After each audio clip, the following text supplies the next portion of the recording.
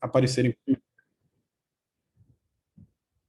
eu vou dar preferência às perguntas que já estiverem no chat, depois eu faço as minhas. Então, quem quiser, podem fazer suas perguntas no chat, que eu vou organizando aqui. Bom, mais uma vez, obrigado pelas apresentações, todas boas apresentações. Então, bom, vamos. Eu acho que a primeira foi a que o Nelson fez, né? Pergunta vai para a Suzana e do Astronomia em Vista.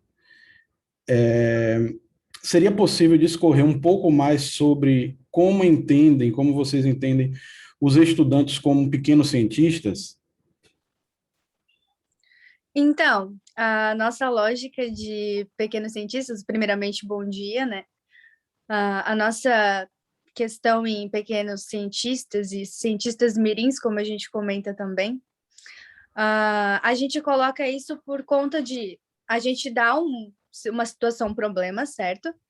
E aí eles discutem sobre essa situação, problema, como se fossem cientistas dentro de um laboratório envolvendo as pesquisas deles, a discussão de ideias, né? E as situações de teoria, hipótese e comprovação. Então, no PIBID mesmo, a gente coloca bastante a questão experimental. A gente, normalmente, quando a gente monta uma aula, né, para o professor Anderson, que é nosso supervisor, colocar na sala que ele dá aula, a gente coloca sempre a parte experimental também, que para mim, é uma das partes mais importantes, né? É a parte experimental, porque assim você aprende na prática, e eu acho que visualmente falando e instigando eles na pesquisa é uma das formas mais fáceis de entender, ou talvez que tenha menos distúrbios na aprendizagem.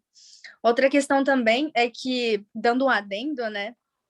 Eu já estou trabalhando no ensino fundamental, essa nossa tese que a gente fez aqui, da Astronomia em Vista. Eu trabalho de sexto ao nono ano com ciências e matemática, então eu já estou colocando também a astronomia já, né, no ensino fundamental. Já estou colocando a ênfase nos climas, né, porque como eu trabalho numa escola campo, a gente tem todo esse negócio de climas e os alimentos, né, agricultura. Então eu já coloco dentro também um pouco de física, astronomia, dentro dessa questão. E assim, eles já ficam também na prática, porque eles têm as aulas práticas, porque o ensino tem tempo casa, então a gente já coloca essa parte de teoria experimental também.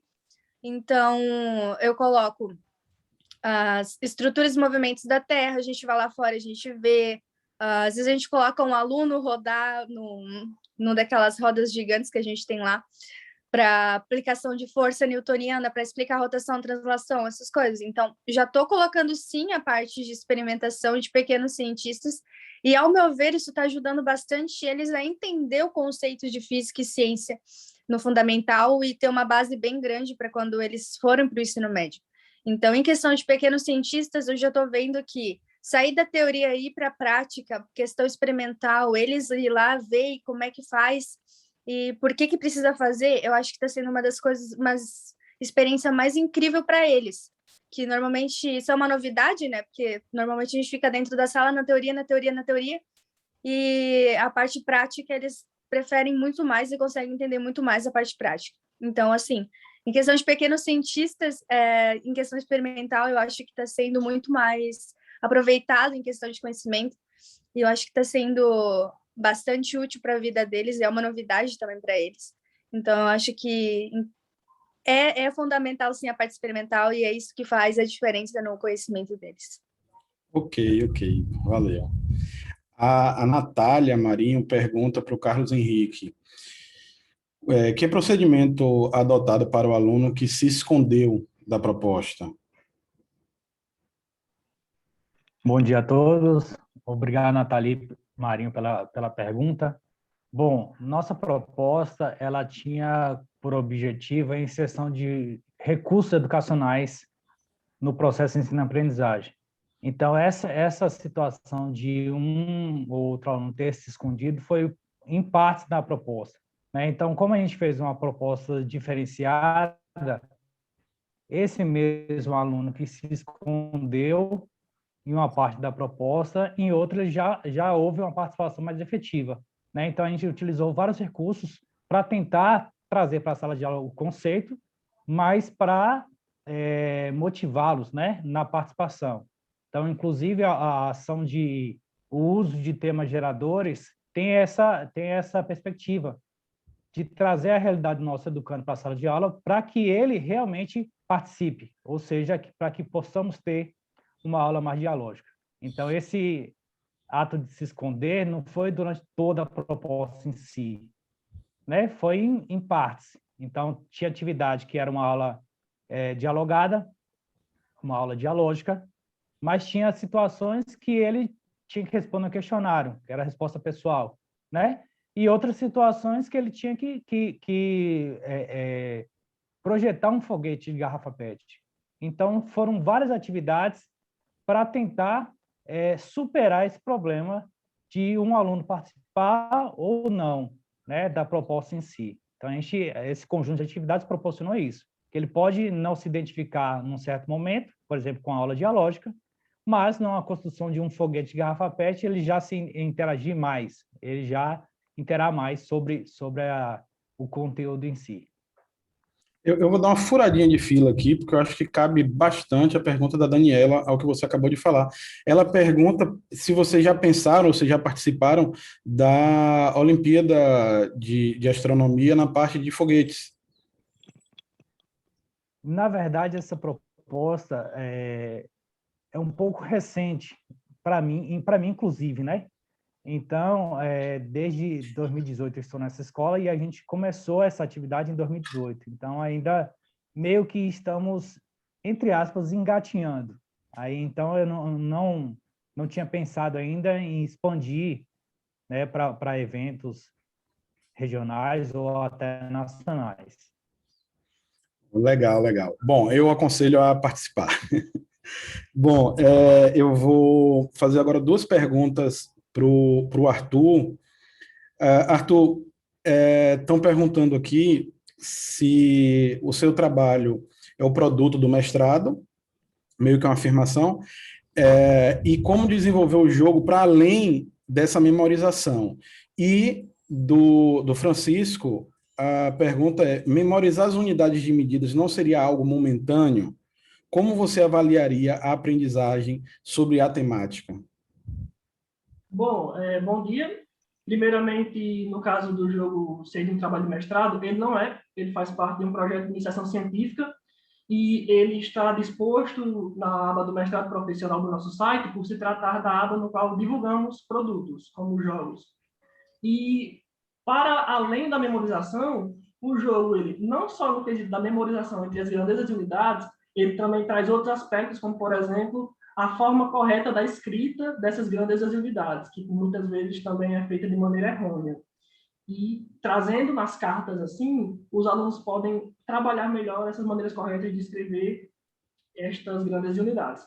E no quesito da memorização ser algo momentâneo, a memorização ela já faz parte do processo de aprendizagem. E no nosso entendimento, a memorização ela deve ser uma ação continuada, tanto no quesito de ser repetidamente exercitada pelos alunos, tanto por ser um jogo simples, que pode ser jogado a qualquer momento, e também no quesito de que as cartas, por serem um objeto muito moldável, elas podem facilmente ser adaptadas para demais assuntos da física, que é uma das nossas propostas seguintes para o projeto. Assim como nós temos para a Física 1 e 2, também pretendemos trazer para a Física 3 e assim por diante. Obrigado, Arthur. Eu tenho uma pergunta para a Daniela. Daniela, vocês aplicaram essa proposta em alguma turma? E se já aplicaram, já tem algum feedback de como foi a aplicação? Bom, primeiramente, bom dia. Inicialmente, a gente não conseguiu aplicar ainda por causa da condução do ensino que está se dando aqui no Rio Grande do Sul, né? A gente ainda está entrando nessa perspectiva de aula síncrona dentro do Estado, e a perspectiva é que a gente possa aplicar agora nos momentos futuros, né? Nas próximas aulas. Sim, ela já foi aplicada em momento síncrono, né, com outros conteúdos, essa metodologia do peer instruction e do ensino, instrução pelos colegas e ensino sob medida, né? Então, ela já foi aplicada presencialmente, mas não no momento remoto, no caso. Legal, legal. Obrigado. Tem mais perguntas aqui, gente. O Arthur L. Vá me dizendo aí quanto tempo ainda tenho. Bom, o André ele pergunta também para o Arthur como foi feito o jogo. Para o caso de outros professores que queiram montar seus próprios jogos, qual seria o caminho? Bom, primeiramente, trabalhando na nossa proposta, que é trazer jogos temáticos para o ensino de física, primeiramente estudamos os jogos como ferramenta educacional para saber que aspectos deles poderiam ser úteis para metodologias de ensino, como, por exemplo, a competitividade, que estimula bastante os alunos a continuarem nesse estudo. Os jogos em si, eles primeiro nós pegamos cada conteúdo e propomos qual seria o melhor modelo de jogo para esse conteúdo específico. Escolhendo, por exemplo, o jogo da memória, nós o fizemos inteiramente no Paint, no programa Paint, fazendo os moldes das cartas ao nosso gosto e trazendo todas as informações descritas nelas conforme estão padronizadas no sistema internacional. Ok, valeu, obrigado. Mais perguntas, gente? Eu acho que a gente fez todas.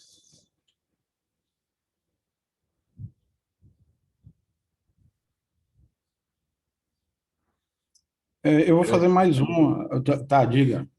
Não, Elcimar, pode ficar à vontade para fazer outra pergunta. Eu só ia sugerir para você que, se sobrar um tempinho, você comentar um pouquinho do seu trabalho também, para o pessoal Ah, entender um pouquinho mais, talvez. Se o pessoal não tiver pergunta e se você tiver disposto, né? Claro. sim, sim. Wagner tem uma, então eu vou deixar ele perguntar, e aí eu comento alguma coisa.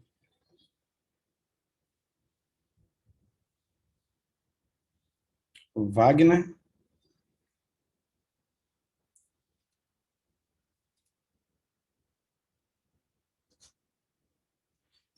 para quem essa pergunta?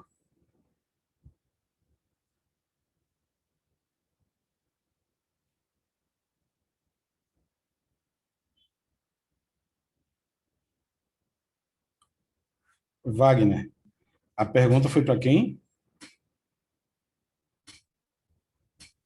Pessoal, se facilitar, eu também posso abrir o microfone de quem quiser perguntar, só para o pessoal fazer a pergunta e organizar melhor. Aí vocês escrevem no chat que querem fazer no microfone que eu libero.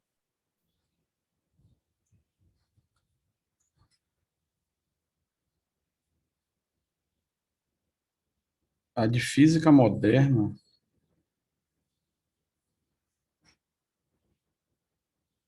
Ah, tá. Tudo bem, entendi. Foi para mim. Então, como a gente colocou a detecção de exoplanetas, dentro da detecção de exoplanetas, em uma delas, a gente aborda efeito Doppler para a luz, então, tem essa parte do efeito Doppler. A gente trabalha a parte junto com mecânica clássica.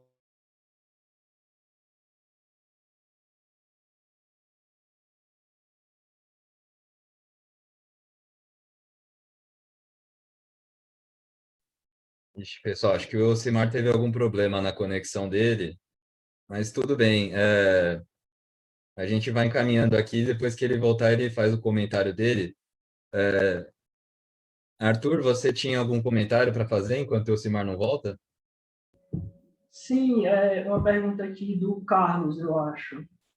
Ele perguntou em que momento da aula nós usamos o jogo. Respondendo ele, a proposta inicial do baralho era ser aplicado de forma presencial, mas devido ao contexto de pandemia, isso não foi possível. Então, como foi mostrado no trabalho, nós adaptamos para um jogo virtual e sua primeira aplicação foi realizada recentemente, por isso não trouxemos os resultados. Nós escolhemos alunos e separamos uma turma fora da sala de aula para que eles possam jogar o jogo quantas vezes quiserem, por se tratar de um jogo virtual, e, após isso, aplicar questionários para verificar o processo de aprendizagem deles. Obrigado, Arthur. O Elcimar voltou. Elcimar, você ainda está com co-host. Quer finalizar seu comentário?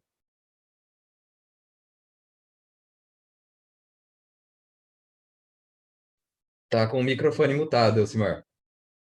Opa, então, agora tá ok, né? Então, como a gente trabalhou com todos os métodos principais de detecção, a gente trabalhou a física que estava aí.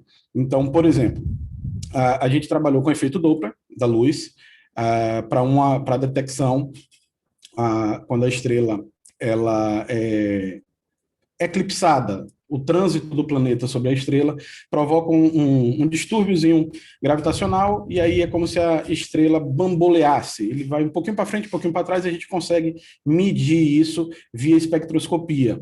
Então, a gente trabalha esse conteúdo aí nessa parte da detecção. Trabalhando também fotometria, quando a gente está trabalhando o trânsito em si, e a gente vê o decréscimo do perfil de brilho da estrela, e a gente consegue detectar o planeta, não só o planeta, como inclusive a atmosfera desse planeta. Dá também para a gente trabalhar mais elementos, desde a mecânica clássica até um pouco de relatividade, os períodos de órbita, a gente pode usar as leis de Kepler facilmente. Então, a principal coisa é que, assim, a gente tem visto que física moderna acaba sendo um pedaço do último ano do ensino médio. Então, a proposta, além de trabalhar com ensino investigativo e tal, mas tentar trazer a física moderna desde os primeiros anos, e de modo que o professor ele não precisa fazer uma alteração do programa do curso dele para dar esses elementos de física moderna, vou chamar assim. Então, a gente pode chegar, no momento que a gente está vendo gravitação, mecânica de Newton, a gente já pode trabalhar com um pouco de relatividade geral. Então, essa aula, ela pode ser dividida e aplicada em vários momentos do ensino médio.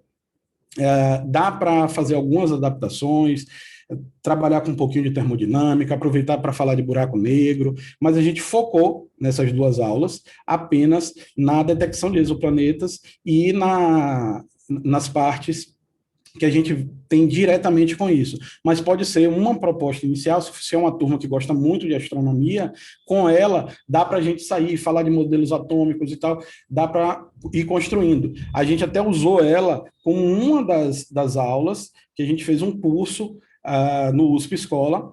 Aí dessa vez não foi para estudantes, foi para professores já formados. Então são aulas mais ou menos já formatadas, para que o professor tenha essa aula como um norte, e aí ele vai adaptar essa aula, ou a partir dessas aulas, fazer aulas que ele construa mesmo do zero, para aplicar para os alunos, e sempre com essa perspectiva de ensino por investigação, e tentando fazer com que a física moderna seja permeada por todo o ensino médio, e não só naquele pedacinho ali do último ano do ensino médio.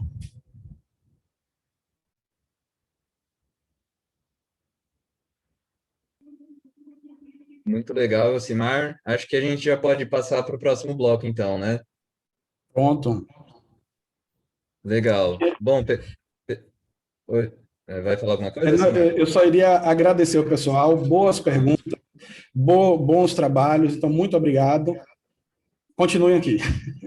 É isso aí. Então, para quem quiser, o Arthur colocou o link no chat para o jogo virtual do trabalho dele. Então, eu vou proceder aqui, pessoal, chamando os próximos apresentadores. Então, o Arthur está aqui, já está como co-host. O Lincoln Keller está por aí. Se tiver, por favor, se manifeste no chat.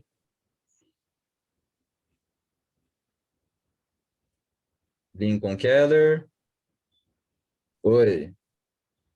Eu vou te colocar como co-host, Lincoln.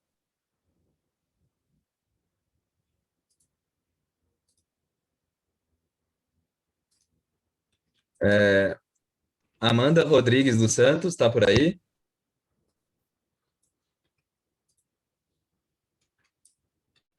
Amanda.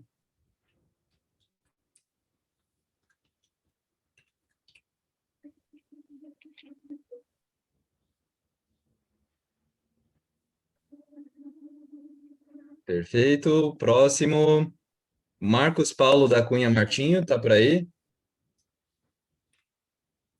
Marcos.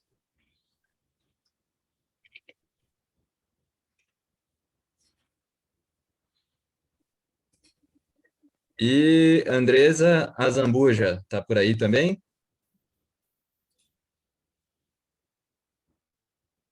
Perfeito. Estão todos aqui, então. Deixa eu encerrar a gravação aqui, pessoal.